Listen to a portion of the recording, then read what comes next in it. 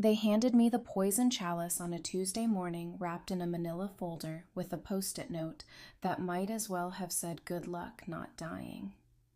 Cassandra from account management slid it across my desk with the kind of smile people wear when they're watching someone walk into a bear trap. Voluntarily. "This is Phoenix Industries," she said, like she was announcing a terminal diagnosis. "They've been through 4 account reps in 6 months. Nobody can handle them. They're demanding, impossible, aggressive, and honestly kind of mean. But we think you might be the right fit." Which, in agency speak, translates to, "We've run out of people willing to sacrifice their sanity for a client who treats us like emotional punching bags, so we're sending in the new girl to see how long she lasts." I opened the folder and immediately understood why grown professionals had fled screaming into the night complaint after complaint, documented like a police blotter. Vernon Holt, the CEO, had personally emailed our managing director calling our last proposal insulting to his intelligence. Our creative team had been reduced to tears during a presentation where he called their concepts juvenile and amateur. The project manager before me lasted exactly 3 weeks before requesting a transfer to our nonprofit division, which everyone knew was corporate purgatory for people who couldn't handle the pressure. But here's the thing about being the office rookie, the person they assume will crack under pressure. Nobody bothers to ask if maybe, just maybe you've been preparing for this fight your whole life. I'd spent 2 years in client services at a boutique firm where the CEO threw staplers when quarterly reports came in late, where I learned to absorb verbal abuse like a sponge and smile while planning my counterattack, where I discovered that the angrier someone gets, the more they reveal about their actual pain points. Vernon Holt wasn't going to break me, he was going to become my masterpiece. But first, I had to survive the office gossip mill the moment Cassandra announced my assignment to the team. The whispers started spreading like a virus through the cubicle farm. Jackson from Creative literally winced when he heard the news and muttered something about updating his resume, just in case Penelope from Strategy pulled me aside during lunch with the kind of concerned expression usually reserved for terminal diagnoses. "Honey," she said, stirring her overpriced kale salad, "nobody's going to judge you if you crash and burn with Vernon. Everyone expects it. At this point, it's like a rite of passage, except most people don't survive it. Even our managing director, Thaddeus, walked past my desk that afternoon and dropped a business card for a therapist who specialized in workplace trauma, just leaving this here," he said with the fake casual tone of someone who'd clearly rehearsed the gesture. "No pressure, but maybe keep it handy." The whole agency was treating me like I was about to walk into Chernobyl armed with nothing but a PowerPoint deck and a prayer, which honestly wasn't that far from the truth. But what they didn't understand was that I'd been raised by Chernobyl. My father hadn't just run a small construction company. He'd run it during the 2008 recession when contracts dried up like puddles in hell, and every day was a choice between paying workers or keeping the lights on. I'd watched him negotiate with clients who thought construction was just manual labor performed by people too stupid to work in offices. I had seen him bite his tongue while architects blamed delays on his crew when their own drawings had more revisions than a collaborative Google Doc. I'd learned that sometimes the angriest clients are just the most scared. And scared people don't need to be managed. They need to be understood. Hey, if you're nodding along thinking, yeah, I've been that new person thrown to the wolves, hit that subscribe button. I'm crawling toward my first 1,000 subscribers, and every click helps me prove that the underdogs can actually win sometimes, so smash it. Like your Cassandra, realizing she just handed me the key to my kingdom, back to Vernon and the slow-motion car crash everyone expected me to orchestrate, I spent the weekend diving into Phoenix Industries like I was preparing for a hostile takeover, not a client meeting. Vernon had built his logistics company from 3 trucks and a warehouse into a regional powerhouse. But somewhere along the way, success had curdled into paranoia. Every vendor was trying to screw him. Every consultant was peddling snake oil. Every agency was more interested in awards than results. His Glassdoor reviews painted a picture of a man who demanded perfection, but had been burned so many times he'd forgotten how to trust anyone. The anonymous employee reviews were brutal but revealing. Vernon expects miracles, but pays for them. One said Vernon doesn't accept excuses, but he doesn't accept explanations either. Another complained, but buried in the complaints. I found something interesting.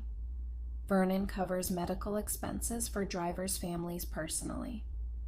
One review mentioned, Vernon bought trucks with better safety ratings than required by law. Said another Vernon drove to Cleveland himself to apologize when we missed a deadline for a children's hospital.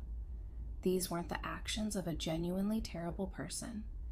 These were the actions of someone who cared so much about doing right that he'd become paralyzed by the possibility of doing wrong. And that's when I saw it buried in a trade publication interview from 2 years ago. Vernon talking about how marketing agencies always promise the moon, then deliver PowerPoints full of buzzwords, while his drivers worked 18-hour shifts to build something real, something that mattered. He wasn't mean.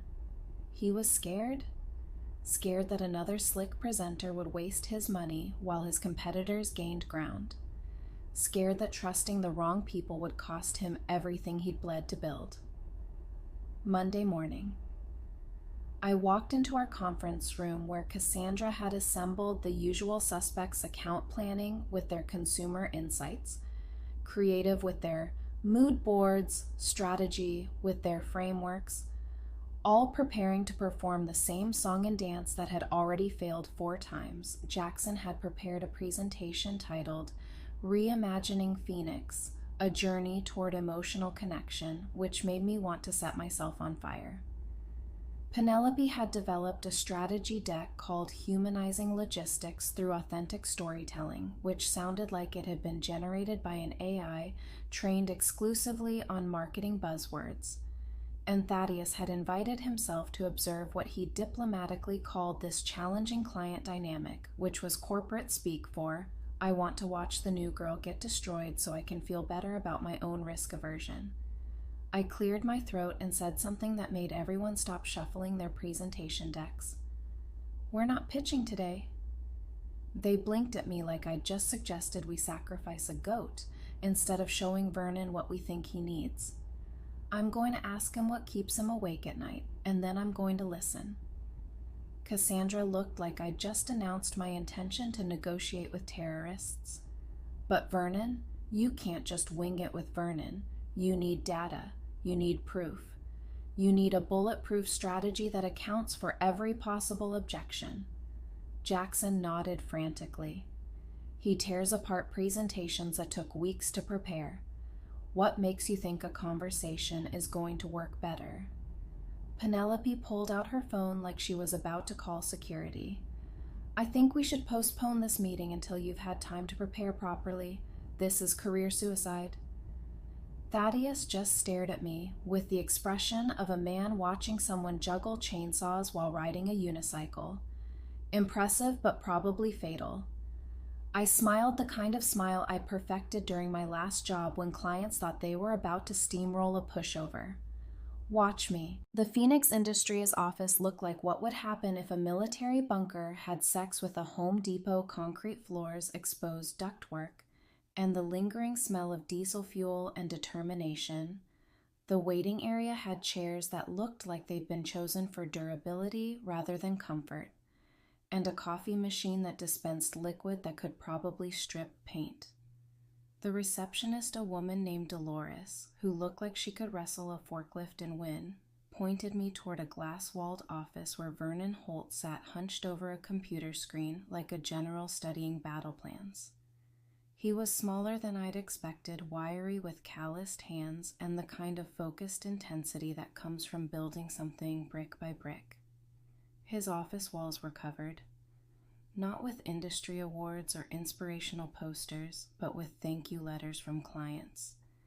Photos of drivers receiving safety certifications and a map of delivery routes marked with pins that looked like battle plans when he looked up. His eyes did that thing where they assessed, cataloged, and dismissed me in about 3 seconds. Another agency kid here to sell him a dream wrapped in a demographic analysis. He didn't stand up, didn't offer coffee, didn't engage in small talk. Just gestured to the chair across from his desk with the enthusiasm of someone scheduling a root canal. "You're the new one," he said. Not a question.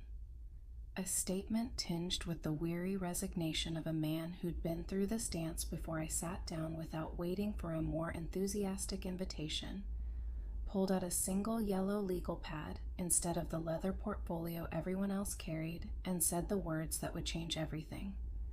"I'm not here to pitch you anything. I'm here because your last 4 account reps ran away screaming, and I want to know why his eyebrows went up.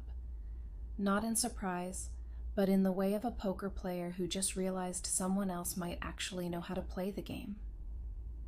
You want to know why he leaned back in his chair, which creaked like it had been bearing the weight of 1,000 frustrations, because they came in here with solutions to problems I don't have. They wanted to rebrand my trucks, make my logo more approachable, create emotional connections with consumers who don't give a damn about feelings when their shipment is 3 hours late. He pulled out a folder thick with what I assumed were previous agency proposals and spread them across his desk like evidence in a criminal trial. Look at this one reposition. Phoenix as the friendly neighborhood logistics partner with a heart of gold. This one suggested we sponsor a reality TV show about entrepreneurs. This one wanted to create a mascot, a fucking cartoon bird to represent reliability and trust. Vernon's voice was getting louder now, feeding off years of accumulated frustration. I asked them how a cartoon bird was going to help me compete against companies that bid 10% under cost and promise delivery times they can't meet. You know what they said? They said emotional branding builds long-term customer loyalty that transcends price competition. I nodded, scribbling notes. Not because I needed to remember what he was saying, but because I wanted him to see that someone was finally listening. What happened to those agencies? 3 of them fired themselves. They said I was impossible to work with, that I didn't understand modern marketing, that I was stuck in an outdated business model. The 4th one I fired when they suggested we pivot to becoming a lifestyle brand, because logistics is really about connecting people to their dreams. That's a direct quote. Connecting people to their dreams. What do you actually need? I asked the question that apparently nobody had bothered with in 6 months. Vernon stared at me for a long moment. Then something shifted in his face like a wall coming down. I need our competitors to stop underbidding us on contracts by promising delivery times they can't meet. I need our clients to understand that quality costs more than cheap. I need people to know that when Phoenix Industries commits to a timeline, we don't just meet it, we beat it. And I need to stop losing good contracts to companies with bigger marketing budgets and flashier presentations, but no soul. He paused, ran a hand through graying hair that looked like it had been styled by stress and sleepless nights. I need an agency that understands I'm not selling widgets, I'm selling trust. And every time some marketing kid tries to turn my drivers into brand ambassadors, I die. A little inside, my drivers are professionals. They're not performers. They're the people who get medical supplies to rural hospitals when the roads are iced over. They're the ones who work double shifts so some kid gets their birthday present on time. They don't need coaching on how to smile better. They need respect for what they actually do. Vernon was standing now, pacing behind his desk like a caged animal finally given permission to roam. I've built this company on the radical concept that we do what we say we're going to do when we say we're going to do it. No surprises, no excuses, no creative interpretations of what delivery means. But apparently that's not marketable enough for the agency world. Apparently, I need to have a mission statement about empowering communities and a values page that mentions sustainability. Every third word, that's when I closed my legal pad, looked him straight in the eye, and said something that would echo through our industry for months afterward. What if, instead of making you more like them, we made them realize they'll never be you? The silence stretched between us like a bridge being built in real time. Then Vernon Holt did something his previous account rep said he never did. He smiled. Not a polite business smile, but the kind of grin that says someone finally gets it. "Tell me more," he said. So I did. Instead of the usual agency theater with carefully choreographed presentations and rehearsed responses, I laid out a strategy that treated Phoenix Industries like what it was: a company that had earned respect the hard way. Our campaign wouldn't apologize for being expensive. It would explain why expensive meant reliable, while our competitors were buying Instagram ads, targeting logistics managers with stock photos of smiling warehouse workers. We'd be buying space in trade publications where actual decision makers read about delivery failures and cost overruns while they were creating content about innovation and disruption. We'd be documenting the real stories of Phoenix drivers working through blizzards to get medical supplies to rural hospitals on time while they were hosting networking events with branded cocktail napkins. We'd be at the loading docks at 4 a.m. filming the choreographed chaos of a perfectly executed shipping schedule. No focus groups testing whether our messaging resonated with millennial procurement managers. No A/B testing headlines to optimize for engagement. No influencer partnerships with logistics lifestyle bloggers. Because that's not a real thing. Just honest documentation of what Phoenix Industries actually did better than anyone else, and why that mattered to people whose businesses depended on promises being kept. Vernon listened without interrupting his expression, shifting from skeptical to intrigued, to something that looked like hope struggling against years of disappointment. When I finished, he leaned forward, elbows on his desk, and asked the question that told me everything. How much? And how long? 6 months. I said. One campaign focused entirely on the logistics industry trade publications, direct mail to procurement departments, and a documentary-style video series that shows what happens when delivery actually matters instead of what marketing departments think matters. As for cost, it's going to be 3 times what you've been spending because we're not buying impressions. We're buying credibility. We're not optimizing for reach. We're optimizing for respect, and respect costs more than recognition, but lasts longer than viral moments. Vernon was quiet for so long, I started to wonder if I'd miscalculated, if maybe I'd misread the situation, and he really was just impossible to please. Then he opened his desk drawer, pulled out a checkbook that looked like it had survived several natural disasters, and started writing. "I want a contract by Friday," he said. "Don't make me regret this." Then he paused, pen hovering over the signature line. "And why should I trust you when 4 other people with better credentials and fancier portfolios couldn't figure this out?" Because I said, meeting his eyes. Those other people were trying to fix you. I'm trying to understand you. And once someone understands what you've built and why you built it, helping you defend it becomes personal, not professional. Back at the agency, Cassandra met me at the elevator with the kind of expression usually reserved for family members returning from war, with mysterious injuries and no clear story. "How did it go?"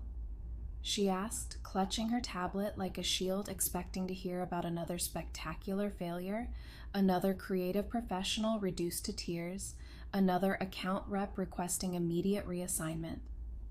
He signed. I said, pulling out a check with more zeros than our team typically saw in a quarter. Cassandra stared at the check, then at me, then back at the check like she was trying to decode a foreign language. He signed for the premium package, plus documentary production, and he wants to start. Monday.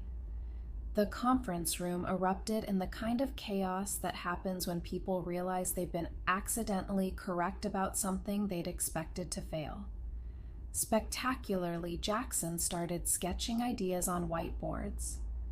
His previous terror replaced by the manic energy of someone who'd just been thrown a creative lifeline. Penelope began muttering about KPIs and conversion metrics that might actually matter for the first time in her career. Thaddeus emerged from his office like a groundhog sensing the end of winter, cautiously optimistic but still ready to retreat. At the first sign of danger, and account planning began pulling out timelines that had been gathering dust in their optimistic filing systems, but I wasn't celebrating yet because Vernon Holt hadn't just hired us. He'd handed us a test disguised as a contract. Every trade publication ad, every piece of direct mail, every frame of documentary footage would be scrutinized by a man who'd built his entire business on the principle that promises mean nothing until they're delivered. And if we failed, if we produced the same glossy, meaningless content that had driven away 4 account reps before me, it wouldn't just be another client loss. It would be proof that maybe Vernon was right to distrust agencies. Maybe we really were just well-dressed con artists selling dreams to people who needed results that weekend. I didn't sleep much. Not because I was nervous, but because I was planning while my colleagues were probably binge-watching Netflix and forgetting about work until Monday. I was building timelines, researching industry publications, and mapping out a content strategy that would either revolutionize how our agency approached B2B marketing or spectacularly destroy my career before it really started. But here's what nobody at Phoenix Industries knew, what none of my colleagues suspected, and what would eventually turn Vernon Holt from our most demanding client into our most powerful advocate. I hadn't just listened to his frustrations. I'd recognized them because I'd lived them growing up in a family where my father ran a small construction company, where handshake deals mattered more than marketing budgets, where reputation was built. One satisfied customer at a time and destroyed by a single missed deadline. I understood Vernon's world because I'd grown up in it. I knew what it felt like to watch slick competitors win contracts with lower bids and flashy presentations only to leave clients hanging. When reality hit, I'd seen my father lose sleep over jobs that barely broke even because he'd rather take a loss than deliver substandard work. And I'd watched him struggle to compete against companies that spent more on advertising than he made in profit. Vernon wasn't just another difficult client. He was my father. If my father had been successful enough to hire an agency and angry enough to fire 4 of them. The first campaign launched on a Tuesday morning with a full-page ad in Logistics Today, not a glossy lifestyle image or an abstract concept piece, but a split-screen photograph on the left. A competitor's truck stuck in a ditch with a frustrated driver on his phone on the right. A Phoenix Industries driver unloading boxes in a snowstorm with the headline, "When everyone else calls it impossible." We call it Tuesday. Vernon saw it first, apparently because by 8:30 a.m., my phone was buzzing with a text that made me smile until my cheeks hurt. This is exactly what I meant. Keep going. The response was immediate and overwhelming. Industry forums started sharing the ad logistics. Managers began tagging colleagues with comments like, "Finally, someone gets it," and "Our client services." Team fielded calls from companies asking if we understood their industry too. But the real validation came from an unexpected source. Dolores, the receptionist who looked like she could bench press a pickup truck, called me directly that afternoon, her voice thick with an emotion I couldn't quite identify. "I've been working here for 12 years, she said, "and I've never seen Vernon smile at a marketing piece before. He's been showing that ad to everyone who walks through the door, drivers, account managers, even the cleaning crew. He's proud of it. And pride isn't something Vernon does lightly. That was when I knew we hadn't just created successful marketing. We'd created something Vernon could own without compromise. Something that represented his company accurately instead of aspirationally.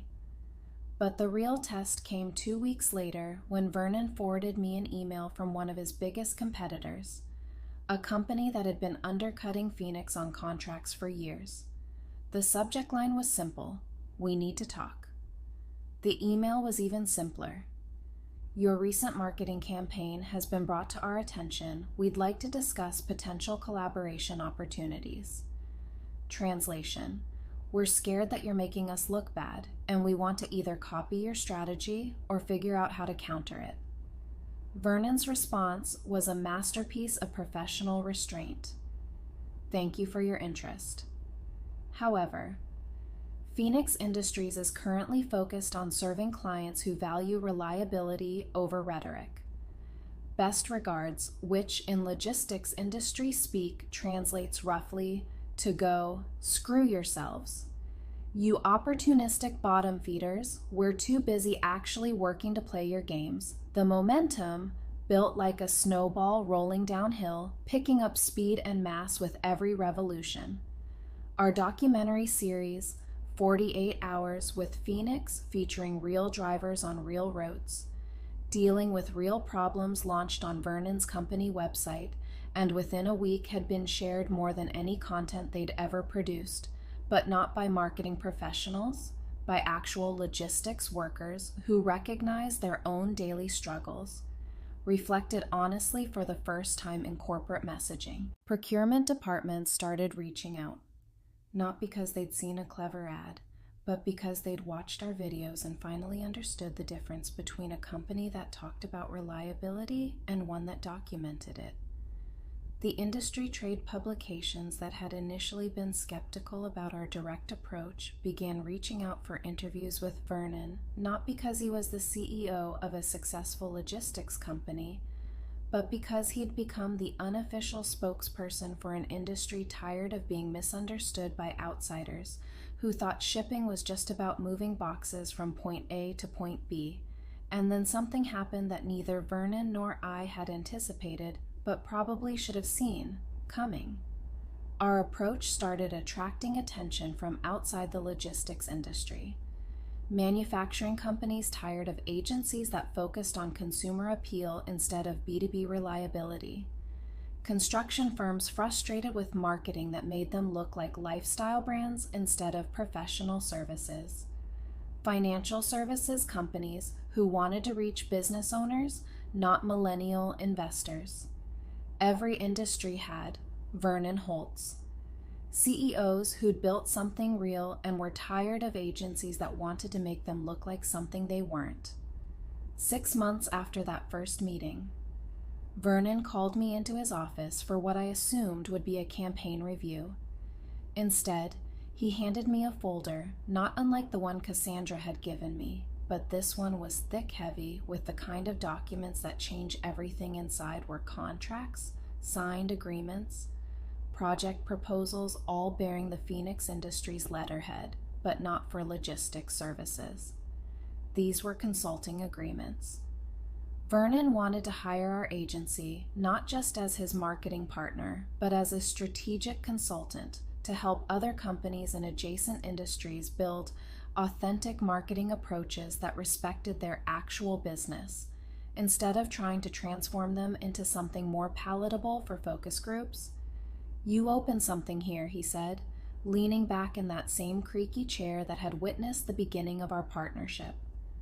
"Companies are calling me asking how we found an agency that actually understands business, not just marketing. They want what we have.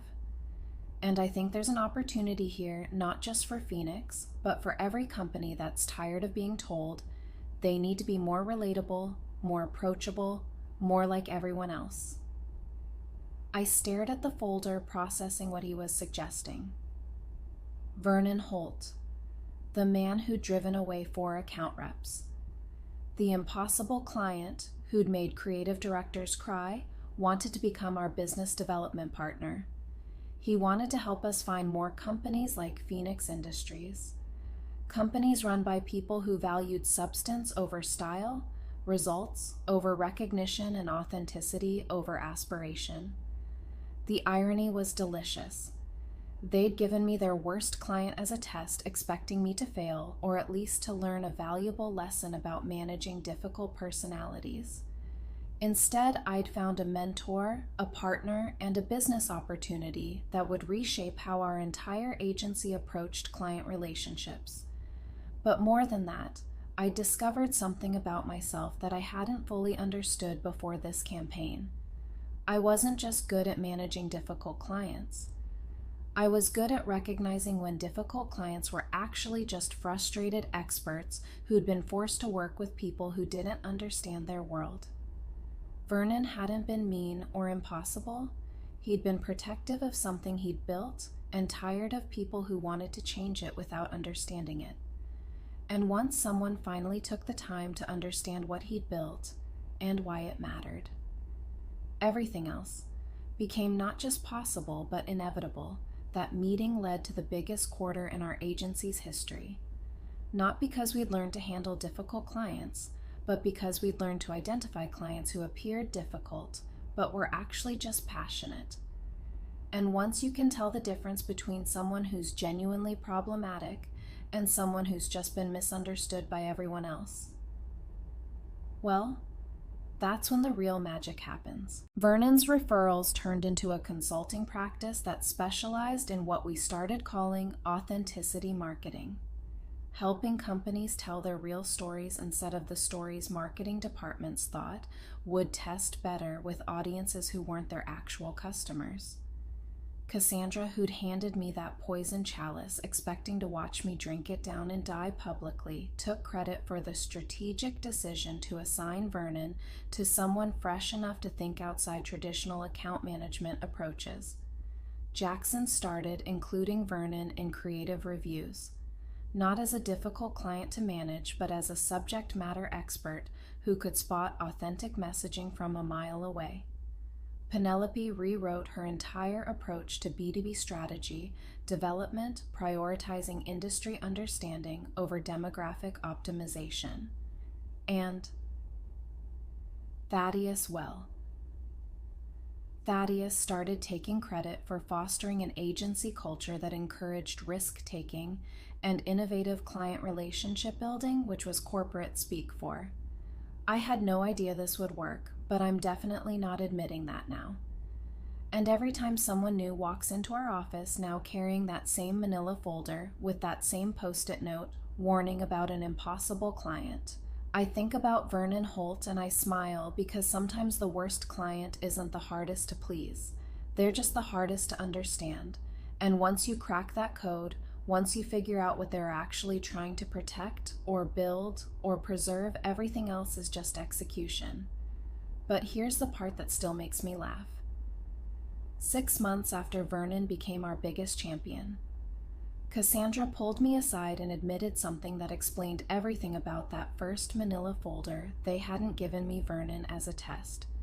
They'd given him to me because everyone else had refused to take the assignment.